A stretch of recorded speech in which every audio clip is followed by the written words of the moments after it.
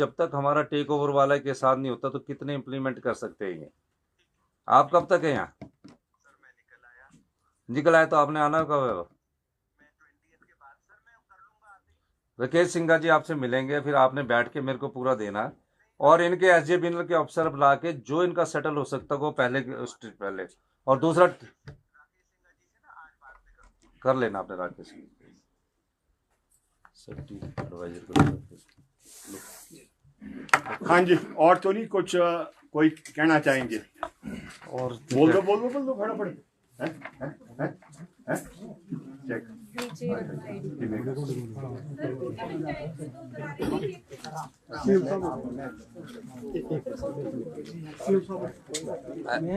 ऐसा है, वो दरारों के लिए तो नया है ये।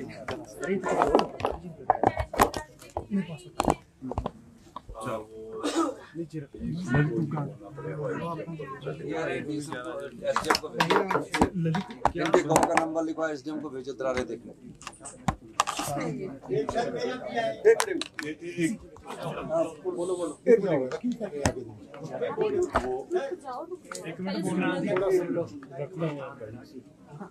वो असल में जोन है उन्होंने बनाया, तो वो जो आप ऐसा करो, आप उनके साथ करते हैं, ठीक सारे केस करवा रहे हैं। और दूसरा उनसे ये भी पता लग जाएगा कि मैं टेक ओवर कर रहा हूँ। टेक ओवर हमने कर लेना है।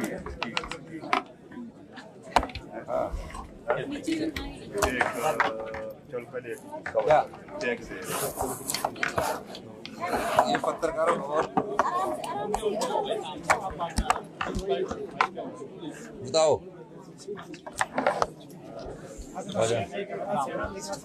पैसे कैसे एक ओवर ही कर रहा हूँ मैं।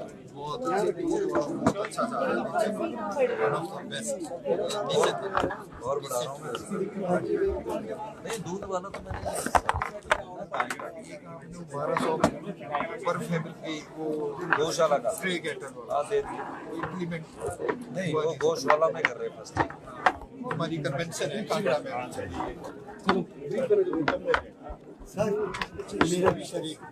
अभी इनको फारिग करता हूँ। सर, विभिन्न परियोजनाओं के लोग आपसे मिले, अलग अलग जगहों से जो लोग आए हैं, ऐसा समस्या है कि क्या फर्स्ट समस्या क्या लगता है ये तो नूरी डैम के और सुन्नी डैम के प्रभावित लोग जो मिलने आए हैं। राकेश सिंघा जी हमारे पूर्व विधायक है, इनके साथ ये डेपुटेशन मिलने आया है। और जब मैं रामपुर गया था तो मैंने इनकी ये बात को सुना था। ये जो पिछली भारतीय जनता पार्टी की सरकार ने SJVNL के साथ जो समझौता किया, उस समझौते के तहत हिमाचल के जो इंटरेस्ट थे उनकी अनदेखी की गई है। पावर पॉलिसी में ऐसा बदलाव किया गया जिससे हिमाचल प्रदेश को बहुत बड़ा नुकसान हुआ। हमारी सरकार बनने के बाद हमने लूरी, सुन्नी, धौलासीद और इन पावर प्रोजेक्ट के MOU का आंकलन किया। आंकलन में क्या पाया?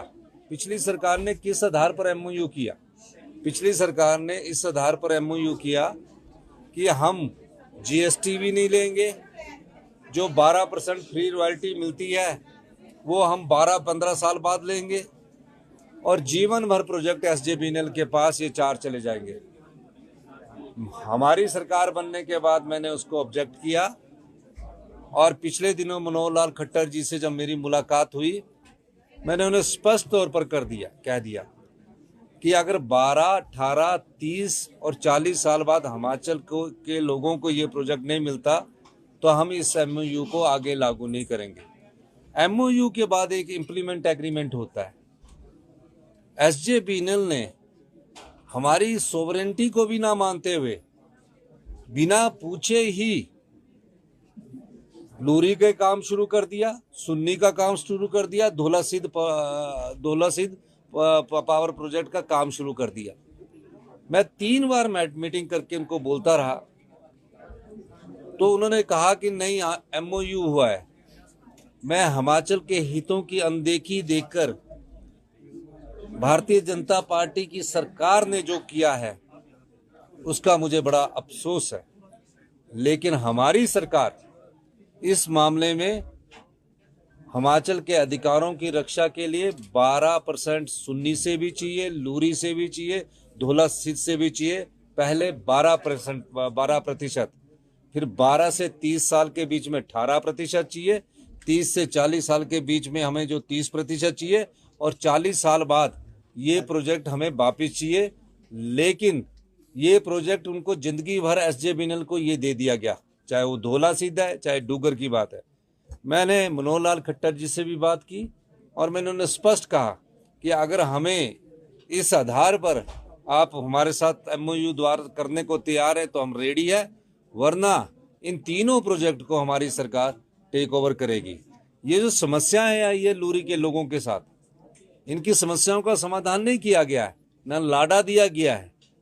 अब लाडा तो उनके क्षेत्र का अधिकार है, ना उस क्षेत्र से उजड़े हुए लोगों को नौकरी दी गई है, ना एनिमल हस्बेंड्री को इसमें कंसीडर किया गया है। जो इनकी रिहेबिलिटेशन पॉलिसी है उसमें आपने हॉर्टिकल्चर कंसीडर किया, आपने एग्रीकल्चर कंसीडर किया, आपने एनिमल हस्बेंड्री की सेहत पर भी तो फर्क पड़ता है, किस आधार पर हम कंसीडर करते हैं।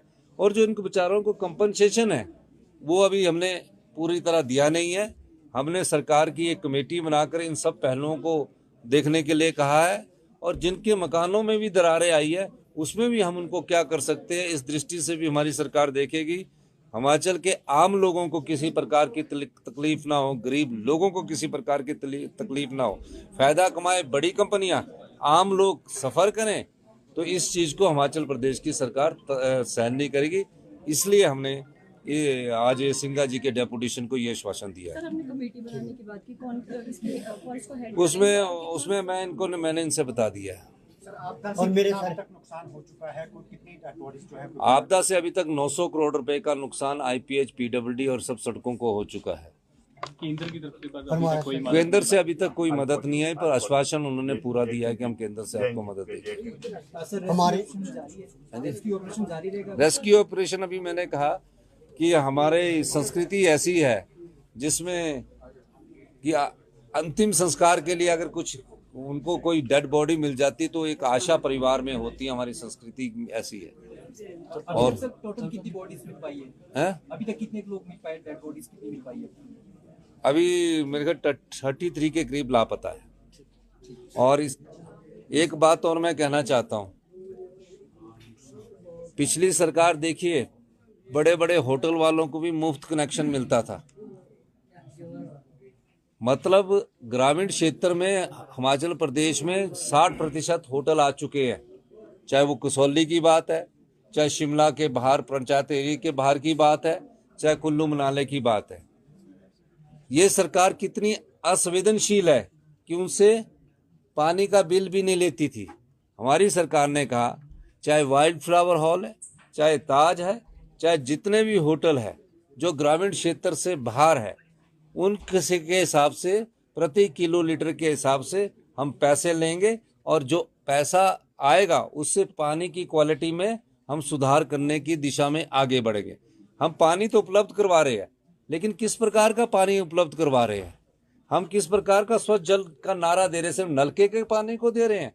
नलके में जो पानी आ रहा है उसमें क्या किस प्रकार की हम सफाई कर रहे हैं, इस दृष्टि से भी हमारी सरकार कार्य कर रही है। और मैं आपको आश्वासन देना चाहता हूँ, गरीब आदमी पर कोई पानी का बिल नहीं लगेगा। हमने विडोज, एकल नारी, दिव्यांग, जो पुअर फैमिलीज है, 50 लाख रुपए से कम इनका, उनको कोई बिल देने की बात नहीं की है। 50,000 से कम उनको आय है, उनको कोई बिल देने की बात नहीं की है। जितने भी हमारे इनकम टैक्स पे है उस सब को हमने कहा है कि आपको बिल देना चाहिए, क्योंकि 1-1 लाख पे है, 50-50 हज़ार पे है। अगर वो 100 रुपया ग्रामीण क्षेत्र में हमने फिक्स किया, ग्रामीण क्षेत्र में हमने सिर्फ पानी का 100 रुपया फिक्स किया, कितना यूज किया वो नहीं फिक्स किया। लेकिन होटल के मामले में हमने ये फिक्स किया है कि जितना किलोलीटर के हिसाब से यूज करेंगे। करोड़ों रुपए की उनकी टर्नओवर है, करोड़ों रुपए की GST है, तो सरकार के पैसा जो है वो सरकार का पैसा नहीं होता, जनता का पैसा होता है। तो इस दृष्टि से भी हमारी सरकार ने ये कार्य किया। हम चाहेंगे कि आप सब लोग पत्रकार बंधु भी हमारा सहयोग करें। धन्यवाद। सर लोगों में असमंजस है, जो 100 रुपए लेंगे उसके अलावा बिल अलग से आएगा कि 100 रुपए? नहीं, ग्रामीण क्षेत्र में रहने वाले सिर्फ कमर्शियल जो लोग काम करते हैं, कमर्शियल में आगे होटल वाले आगे, बड़े बड़े मॉल्स बने हैं, बड़े बड़े वे साइड ढाबे बने हैं, उनसे हम कमर्शियल में लेंगे। बाकी सारे ग्रामीण क्षेत्र के 100 रुपया पर मीटर के हिसाब से लेंगे फिक्स। सर नदी नालों के किनारे जो घर बनाए जाते हैं सर, उनको लेकर भी कुछ पॉलिसी बनाई है? नहीं, वो तो हमने पिछली बार नोटिफाई कर दी, शिमला में भी हमने ग्रीन एरिया कर दी है और हमने नोटिफाई की है। ये जो घर है ना, ये जो समेज में आया, मैं तो खुद जाके, ये काफी पुराना गांव था। जब क्लाउड बस्ट होता है तो उसका एक पानी आता है, तो वो नदी नालों के किनारे नहीं था, वो गांव पूरा बसा हुआ गांव था। दूर एक नाला जाता था, अपनी जगह पर लोग बसे हुए थे। हमें ये देखना कि जो ग्लोबल वार्मिंग का असर है, क्लाउड बस्ट का कारण क्या है। मैंने कहा है कि केंद्र सरकार और राज्य सरकार को पहले इसका अध्ययन करना चाहिए, फिर हमें आगे बढ़ना चाहिए। सर एक चेक है हमारा ज्ञान सर मौसम विभाग ने 2 दिन का अलर्ट दिया है, क्या सरकार अभी अलर्ट पे है सर? नहीं, सरकार तो भैया पहले दिन से अलर्ट है और अभी 15 सितंबर तक हम अलर्ट ही है। सर कोई विशेषज्ञों की से भी इसका कोई आंकलन? देखिए, सारी प्रकार की मीटिंगें हमारे अधिकारी लोग कर रहे हैं। डिप्टी कमिश्नर 8 दिन बाद एसपी और डिप्टी कमिश्नर समेत से मिलकर आए, उन लोगों को राहत पहुंचा के आए। कल ही हमने फैसला किया कि जो इन बच्चों के स्कूल नहीं जा पा रहे हैं, उन बच्चों को यहाँ तो वहाँ किराए की बिल्डिंग में या 2 बसेज उनको उपलब्ध करवा कर साथ वाले स्कूल में उनको हम रखेंगे। सबको हमने बर्तन के लिए दिया और अभी इनको ये तो फौरी राहत दी है। इनको घर बनाने के लिए भी हमारी सरकार आपदा के बाद, जब आपदा खत्म हो जाएगी, क्योंकि कब कहाँ आ जाए, जब तक बरसात चलती है तब तक आपदा का हम आंकलन करते हैं कि 10 सितंबर तक तो आपदा रहती नहीं, रहने की उम्मीद है। उसके बाद हम जिनके घर गए हैं